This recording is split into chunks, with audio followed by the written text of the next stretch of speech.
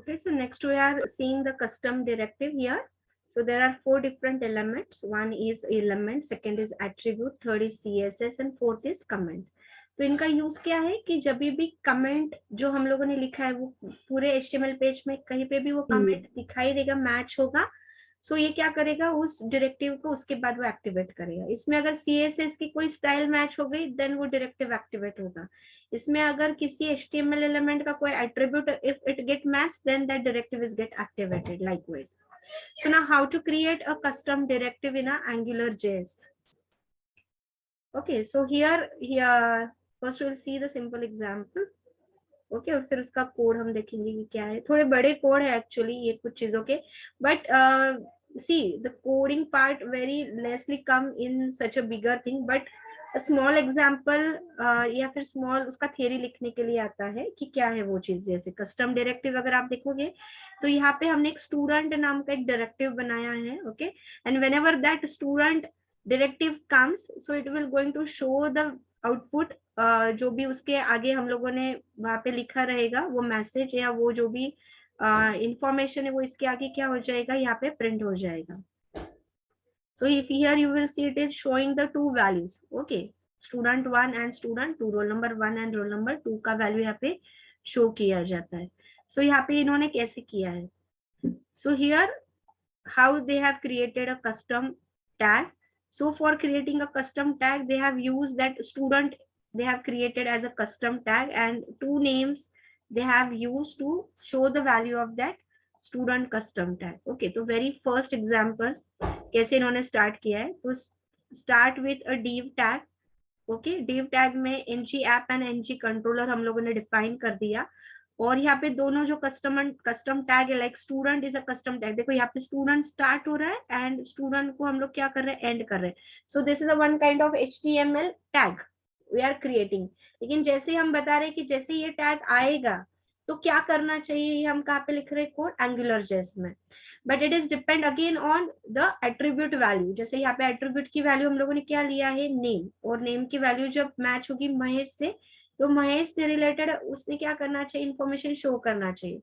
और जैसे स्टूडेंट में नेम अगर पीयूष से स्टार्ट हो रहा है सो it will show the information related to the Piyush student.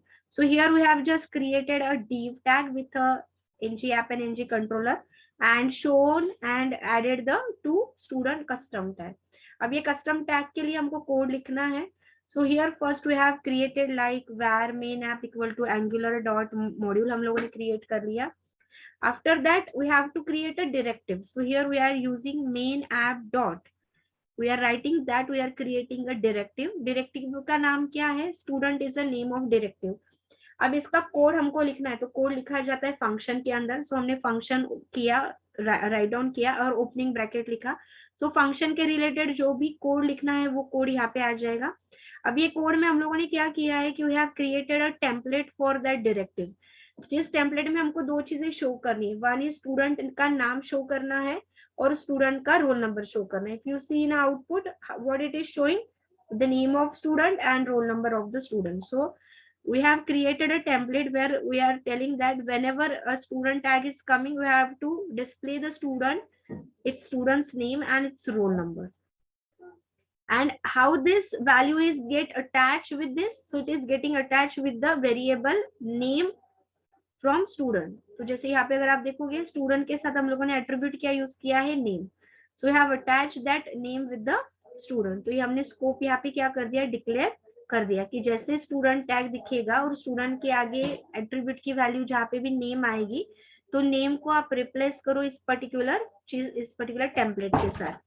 Now we have to compile this directive. So to compile this directive, again we have linked this function with the attribute and where we are telling that the element of HTML should be like that student and it should be get with the value $scope dot student dot name. यहाँ पे हम लोगों ने सिर्फ expression tag use किया है student dot name, लेकिन expression tag में वैल्यू कौन प्रोवाइड करता है, द एक्सप्रेशन टैग में वैल्यू प्रोवाइड की जाती है $scope वेरिएबल के साथ. तो यहाँ पे हमने लिखा है $scope dot student dot name, ये वैल्यू यहाँ पे शो हो जाएगी.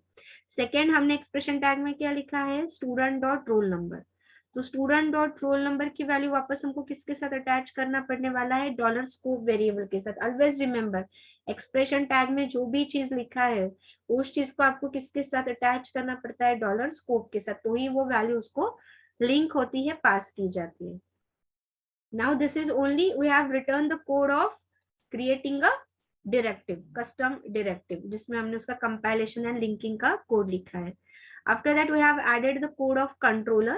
In a controller we have tell that if the value came as a Mahesh in a student tag, so the name which should be attached with this is Mahesh Parmash, and the roll number value that it should be attached is a 1. And if the value came in a student as a Piyush, the name with should be attached will be the Piyush Parmash, and roll number should attach to be the 2. तो controller में हमने लिख दिया कि अगर ये वाला नाम आता है तो नेम के आगे क्या वैल्यू आनी चाहिए, रोल नंबर के आगे क्या वैल्यू प्रोवाइड करनी चाहिए. Now this values will be given here. देखो यहाँ पे हम लोगों ने क्या लिखा है, dollar scope dot student dot name. तो ये किससे हो जाएगा, डॉलर स्कोप डॉट स्टूडेंट में नाम किया गया यहाँ पे Mahesh and dot name. So this two things are correlated with each other. Second क्या है, डॉलर स्कोप डॉट स्टूडेंट का नाम जैसे महेश है, that is student dot roll number. ये चीज यहाँ पे क्या हो जाएगा, एक दूसरे के साथ लिंक्ड हो जाएगा. So likewise, you can create a custom directive. You can link that custom directive and you can pass the value to that custom directive using controller and directive template. Now last point is a dependency injection, which is very important, is not only in AngularJS but in many of the software languages. Okay. So here what is exactly the dependency injection? देखो dependency injection का role क्या होता है कि जब आप कोई बहुत बड़ा कोड लिखते हो, ओके, बड़ा कोई वेब पेज बना रहे हो, वेबसाइट बना रहे हो, तो बहुत बड़ा कोड एक साथ नहीं लिखा जाता है. Instead of that they divide a code in a smaller part. Very similar if you are creating a bigger projects, bigger software, तो बहुत बड़े बड़े जो सॉफ्टवेयर है वो पूरा की पूरा कोड एक फाइल में या 2 फाइल में नहीं लिखते, वो छोटे छोटे मॉड्यूल्स में उसको डिवाइड करते हैं, छोटे छोटे मॉड्यूल्स में कोड लिखा जाता है और फिर वो मॉड्यूल को एक दूसरे के साथ बाइंड किया जाता है, कनेक्ट किया जाता है. Now why they are doing this, can anybody tell me कि कोई भी कोड बड़ा लिखने के बजाय छोटे छोटे पार्ट में डिवाइड करने से क्या बेनिफिट हो सकता है? What can be the benefit? Anyone?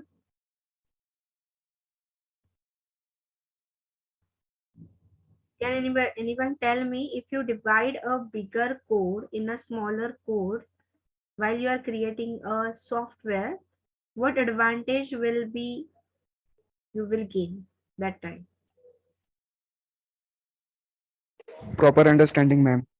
Very good. One is a proper understanding. और कोई चीज as a industry point of view अगर आप सोचोगे तो सिर्फ अंडरस्टैंडिंग के लिए वो लोग करेंगे क्या डिवाइड, और किसके लिए करेंगे?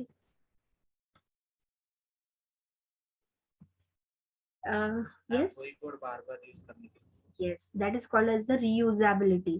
ये चीज आपने काफी बार सुना रहेगा. सो मेनली जब आपको कोई कोड है जो आपको लग रहा है कि आपने एक सॉफ्टवेयर बना दिया, उसमें कुछ कोड लिखा है आपने और आपको लग रहा है कि बहुत सारे जब मैं नेक्स्ट फ्यूचर में जो सॉफ्टवेयर बनाऊंगी या बनाएंगे तो उसमें ये पर्टिकुलर कोड मुझे काफी बार रिपीट लग सकता है. जैसे लॉगिन का पेज है, काफी बार हर जगह पे लगता है, या फिर और कोई डेटाबेस कनेक्टिविटी का कोड या ऑलमोस्ट हर सॉफ्टवेयर के पार्ट में लगता है. So instead of writing that code again and again, you can create a different module for database connectivity. उसमें आपने वो हार्ड कोड कर दिया, खाली कुछ चीजें रन टाइम पास होगी उसमें, जैसे डेटाबेस का नाम रन टाइम पास होगा, वो टेबल का नाम. बाकी पूरा कोड अगर आपने एक बार लिख दिया और आप उसको हर बार रीयूज कर सकते हो. So that is a best part in the software engineering. तो जिसको जब आपको कोई भी कोड को रीयूजेबल करना है, प्लस आपका रिडंडेंसी कम होता है, मेंटेनेंस इजी होता है, कोड में अगर कोई एरर है तो उसको फाइंड आउट करना इजी होता है. सो these are the different features if you divide the bigger code in a smaller code. So dependency injection is nothing but when you divide a bigger code in a smaller code. It is a one kind of software design pattern mainly used in a Java also. So dependency injection is a software design pattern in which components are given their dependencies instead of hard coding them within the component. मतलब hard coding मतलब क्या कि पूरा एक जगह लिखने के बजाय छोटे छोटे पार्ट में लिखा जाता है और उस पर्टिकुलर पार्ट को वो मॉड्यूल को जो नाम दिया है उस मॉड्यूल को आप खाली क्या करते हो, इंक्लूड करते हो, मॉड्यूल के नाम को इंक्लूड करते हो और बताते हो कि ये पर्टिकुलर जो मॉड्यूल है ये दूसरे मॉड्यूल पे डिपेंडेंट रहने वाला है, किसका किसके साथ डिपेंडेंसी, बस उतना आप बताते हो. This relieves a component from locating the dependencies and make dependencies configurable. This helps in making components reusable, maintainable and testable. So तीन चीजें होती है, reusable होता है कोड, उसको मेंटेन करना इजी होता है, उसको टेस्टिंग करना इजी हो जाता है. AngularJS provide a supreme dependency injection mechanism. So AngularJS is again a very powerful language. It provides the following core components which can be injected into each other as a dependency. तो dependency injection अगर AngularJS में आपको like design करना है, create करना है, so you can design it by using a 5 different ways. So very first way is by using a value, second is by factory, third is service, 4 is provider, and 5th one is constant. So now first is a value. Value is a simple JavaScript object and is used to pass the values to controller during configuration phase. यानी अगर आपको लग रहा है कि कोई एक variable आपको पहले ही डिक्लेयर करके रखना है जो आपको पूरे आपके कोड में काफी जगह पे यूज होने वाला है, okay, so you just declare that variable and उस वेरिएबल को कुछ वैल्यू भी आपको रन टाइम पहले ही पास करने की, कभी भी अगर कोई उस वेरिएबल को कॉल करे कोई भी पर्टिकुलर मॉड्यूल में तो उसको वही वैल्यू पास होनी चाहिए. So you can declare a variable and you can pass some value at a configuration time of dependency injection. तो बहुत इजी. इसको कैसे लिखा जाता है कि जो भी आपने मॉड्यूल क्रिएट किया है AngularJS का, उस मॉड्यूल के साथ डॉट करके हमने लिख दिया है वैल्यू. वैल्यू के आगे यहाँ पे आप वेरिएबल का नाम लिखोगे और उस वेरिएबल की वैल्यू आप यहाँ पे क्या करते हो, अटैच किया जाता है. That's it, very simple. तो जैसे यहाँ पे इंटीजर की वैल्यू अटैच की, you can also attach a string value, you can attach a floating point और you can also attach a array of data with a particular that variable. Likewise, जैसे हमने value का example देखा वैसे आप factory, service, provider and constant. Constant कब use होगा, जब आपको कोई ऐसा वेरिएबल डिक्लेयर करना है कि जिसकी वैल्यू क्या रहने वाली है throughout the program, throughout the configuration phase, the value is not going to change, it should be the constant value. So that time you can use that particular thing. And factory and service, जब आपको कोई inbuilt service create करनी है AngularJS में, या फिर जब जो हमने देखा था कि जैसे डॉलर के साथ जो सर्विस यूज होती है तो वो रेडीमेड इनबिल्ट सर्विस क्रिएट करने के लिए either you can use a factory और service. And next is a provider. Provider is used by AngularJS internally to create again same service, factory, etc. during the configure phase. तो यहाँ पे आप देखोगे कि provider, service and factory ये तीनों एक दूसरे से linked है, very similar to each other. And value and constant, value are generally used when you want to declare a variable and you want to pass a value, and constant again to declare a variable and pass the value, but which is going to be a constant, is not going to change throughout your program. Okay, so this is the end of our AngularJS. तो I hope AngularJS आप लोगों को सबको समझ में आया रहेगा, जिसमें हमने AngularJS का introduction, MVC pattern, different directives, expression, controller, filter, table, modules, forms, includes, views, scope, services, dependency injection, custom directives and internationalization. इतने पॉइंट देखे, हर एक पॉइंट के ऊपर क्वेश्चंस पूछे जाते हैं. Okay, in tomorrow's lecture we will start with the next topic of our unit 5, and that is a Node.js. Now it is a very small, बहुत छोटा पार्ट इन्होंने दिया है. ओके, इसका कोई कोडिंग नहीं दिया है हम लोगों को, सिर्फ Node.js क्या है and what is the use of Node.js, that's it. Okay, तो कल का जो लेक्चर है, everybody is listening to me, everybody is with me, just raise your hand. Yes, ma'am. Okay ठीक है। तो कल का जो लेक्चर है उसमें हम नोड जेएस देखेंगे। तो नोड जेएस बहुत छोटा पार्ट है, तो हम लोग क्या करेंगे कि इसको थोड़ा ग्रुप डिस्कशन में लेंगे कल ये लेक्चर को, कि जिसमें है ना आप लोग पढ़ के आओ कि नोड जेएस क्या होता है, उसकी क्या रियल टाइम एप्लीकेशन है। जनरली जो एलेक्सा पता है सबको, एलेक्सा सुना है? Yes, ma'am.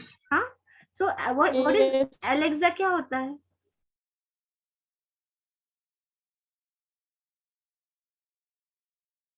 क्या है, पता है क्या? Yes anyone?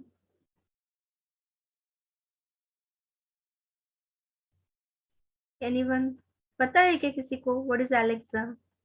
सुना तो रहेगा।